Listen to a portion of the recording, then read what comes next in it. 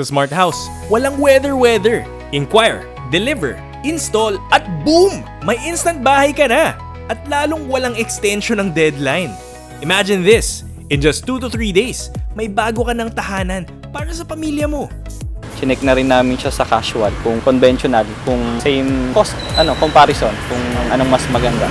Then, mas come up pa rin na mas maayos yung prefab. Design, sabihin mo lang at kami na ang bahala. Smart house, una pagdating sa bidding, sila yung mas mura. And then, pangalawa, yun nga, tulad nito, nasubukan na namin may office na take into consideration na rin na smart house na lang din yung gamitin. Oo, marirecommend ko yung smart house. Unang-una, mura sila kumpara dun sa ibang competitor. And then, pangalawa, subok na namin. And then, madali namang kausap sa pati yung mga workers. Location, kahit san man sa Pilipinas, makakaasa kayo. Presyong pangmasa, pero pang mayaman ang itsura. Kaya kung sawa ka na sa bahay na parang weather forecast na puro prediction, walang kasiguraduhan, maging smart ka. PM is the key. Invest smart. Build smart with Smart House.